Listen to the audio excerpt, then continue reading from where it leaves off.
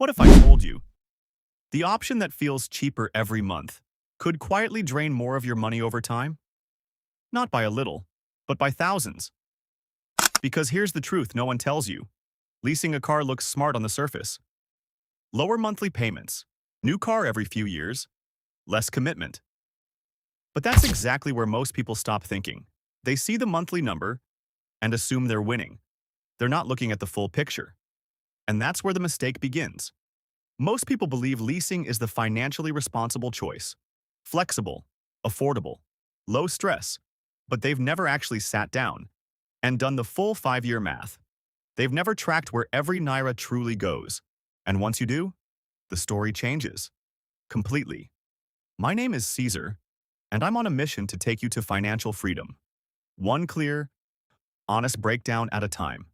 No fluff, no hype, just the numbers and the truth behind them.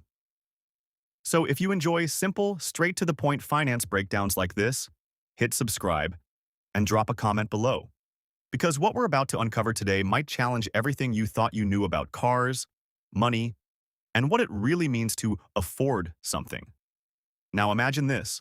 Two people, same city, same income, same lifestyle. One decides to lease a car, the other decides to buy. At first, the one leasing looks like the smarter one. Lower monthly payments, newer car, less stress. It even feels like they're ahead. But fast forward 5 years. One of them has something to show for their money. The other has nothing but a history of payments. No asset, no ownership, no equity, just receipts. So the real question isn't, which one is cheaper per month? It's, where does your money actually end up after 5 years?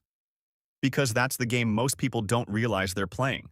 And if you get this wrong, you won't just lose money. You'll lose time. And time is the one thing you don't get back. So in this breakdown, we're going deeper than surface-level advice. We're going to walk through what actually happens, step by step. Where the money goes, what you keep, and what you lose. By the end of this, you won't be guessing anymore. You'll know which decision puts you ahead. And more importantly, why most people get it wrong in the first place. Leasing doesn't just sell you a car, it sells you a feeling of control, of comfort, of being financially smart.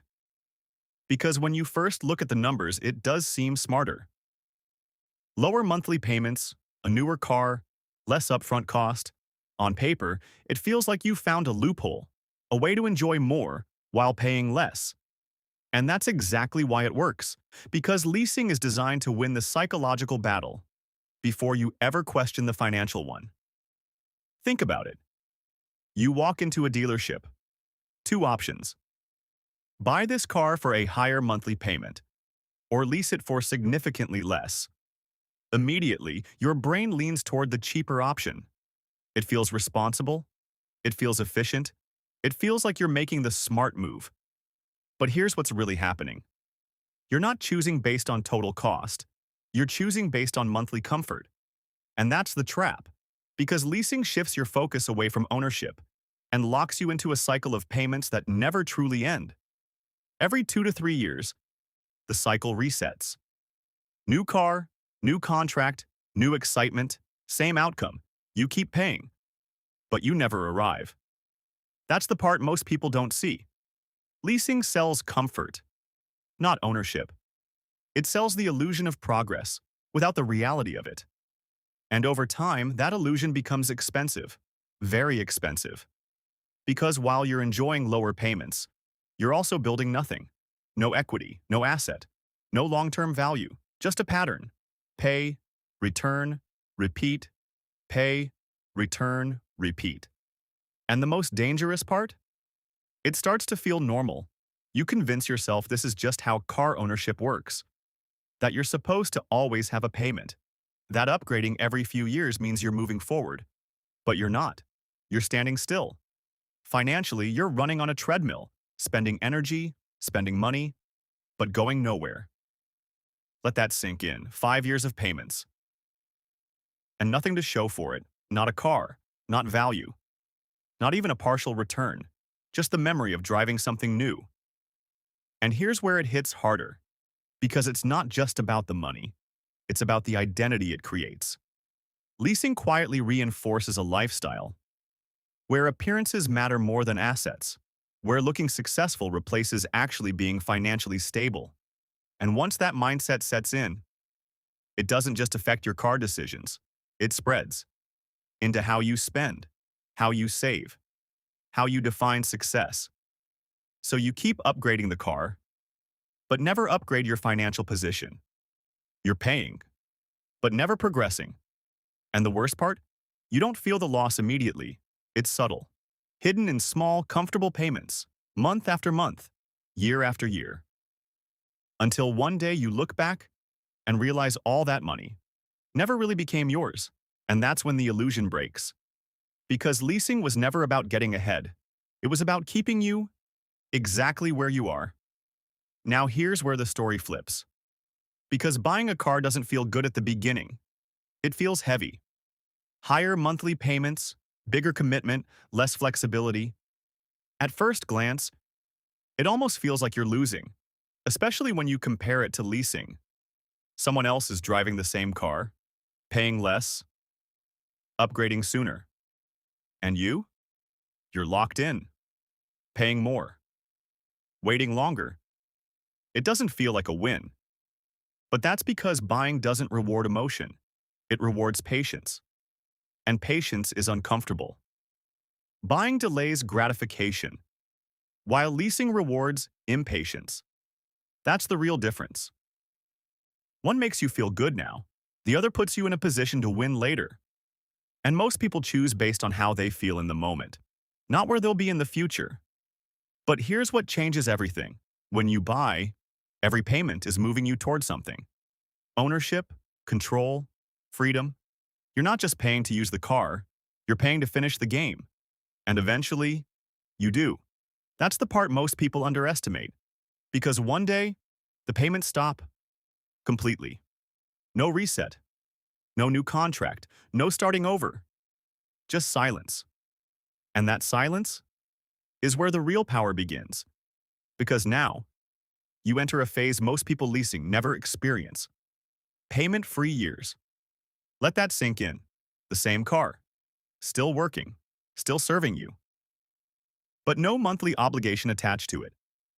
Every month that passes, money stays in your pocket. Not because you're earning more, but because you've eliminated a cost. And that changes your entire financial trajectory. Now imagine this, two people again, same starting point, same car. One keeps leasing, rolling into new payments every few years. The other buys, and eventually finishes paying. Fast forward, one is still making payments. The other is driving for free. Same roads, different realities. That gap grows wider every single month because while one person is sending money out, the other is keeping it, saving it, investing it, redirecting it into things that actually build wealth. And this is where identity matters, because buying forces you to think differently. It forces discipline. It forces long-term thinking. It forces you to prioritize ownership over appearance. And that shift, it doesn't just stay with cars. It carries into every financial decision you make. You stop chasing what looks good and start building what lasts. Because wealth isn't built on what feels good now. It's built on what frees you later. Freedom from payments, freedom from pressure, freedom to choose where your money goes, instead of being told where it has to go. And once you experience that, you stop seeing buying as expensive. You start seeing it as leverage. Because the real flex isn't driving something new every 2 years. It's driving something you fully own, while your money works for you, instead of disappearing every single month. Now let's stop speaking in theory and walk into reality. Two people, same income, same environment, same starting point, but two completely different decisions. Person A chooses to lease. Person B chooses to buy. At the beginning, person A looks like the winner. Lower monthly payments, less pressure, newer car. It feels lighter, cleaner, smarter. Person B Higher payments, longer commitment, less flexibility. It feels like a burden. And right here, most people make their judgment. But 5 years doesn't care about your first impression. 5 years reveals the truth. Let's follow person A. They lease a car for 3 years. Everything feels smooth. Then the contract ends. They return the car. No asset, no ownership, no carryover value. Just the option to start again. So they do. Another lease, another contract, another cycle. By year 5, they're still paying. Different car. Same pattern. Now let's follow person B. They buy the car. Yes, the payments are higher. Yes, it feels slower. But every month, something is changing beneath the surface. The balance is going down. Ownership is going up. Control is increasing. And then, somewhere around that 4th or 5th year, it happens. The payments end. No announcement, no celebration, just a quiet shift. From obligation to ownership. Now pause. Same 5 years, same effort, two completely different outcomes. Person A has made payments for 5 years and still has a bill waiting next month. Person B has made payments for 5 years and now has a car. Fully theirs, no bank, no contract, no permission needed. That's the difference most people never calculate, because they're too focused on the monthly number to see the long-term position. Leasing keeps you in motion, but never moves you forward. Buying feels slower, but it actually takes you somewhere. And here's where it hits deeper. Because after year 5, the gap doesn't stay the same. It widens. Every single month. Person A continues paying. Person B now has options. They can keep driving. With 0 payments, they can sell the car and recover value. They can redirect that money into savings, investments, opportunities. One is locked into a system, the other is operating with freedom. So the real question isn't which one costs less per month? It's, what does your life look like after the payments? Because after 5 years, one person still has a bill, the other has a choice. And that choice is where financial power lives. Because money isn't just about what you spend, it's about what you control. And leasing quietly removes that control, month by month, contract by contract, until paying becomes permanent. So let's call it what it is. The real cost isn't monthly, it's lifetime dependency, a system where you're always paying, always renewing, always starting over, or a path where one day you stop, and when you stop paying, you finally start owning. And once you understand that, you stop asking, what can I afford right now? And start asking, what decision frees me later? So after everything we've broken down, let's get honest. Leasing isn't evil, it isn't a scam. And for some people, it does make sense. But here's the truth most people avoid. Leasing is rarely a wealth-building decision. It's a lifestyle decision. And those two paths lead to very different outcomes. Because every financial move you make is doing one of two things. It's either increasing your freedom or increasing your dependency. And leasing, by design, leans toward dependency, not instantly, not obviously, but quietly, over time. Now here's where you have to decide. Not based on hype, not based on what looks good, but based on what you actually want your life to look like. Because there are situations where leasing fits. If you value flexibility, if you like driving newer cars every few years, if you don't want long-term commitment, then leasing can align with that lifestyle. No confusion there. But let's not pretend it's building something deeper, because it's not designed to. Now flip the lens. Buying. Buying is different. Buying asks more from you up front. More discipline, more patience, more tolerance for delayed gratification. And that's exactly why most people avoid it. But if your goal is financial freedom, if your goal is control, if your goal is to eventually remove payments from your life instead of recycling them, then buying aligns with that path. So this isn't about right or wrong, it's about alignment. Because the biggest mistake you can make is choosing a strategy that contradicts your long-term goal. You can't say you want freedom and continuously choose systems that require permanent payments. At some point, those two things collide, and when they do, reality wins. Now here's the part most people don't think about. Every financial decision you make is shaping your identity. Quietly, repeatedly, powerfully. You're either becoming someone who prioritizes comfort or someone who prioritizes control, someone who optimizes for now, or someone who builds for later. And that identity compounds over time, far beyond just cars, into your savings, your investments, your lifestyle, your future. So when you look at leasing versus buying, you're not just choosing how to get a car, you're choosing how you approach money.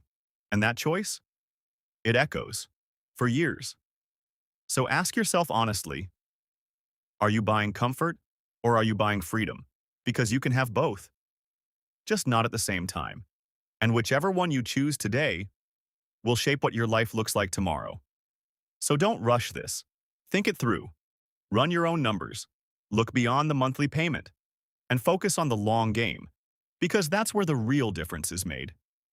And if this helped you see money differently, if it challenged how you think, then subscribe and drop a comment below. Are you team lease or team buy after hearing this? Because the conversation isn't just about cars anymore. It's about the kind of life you're building.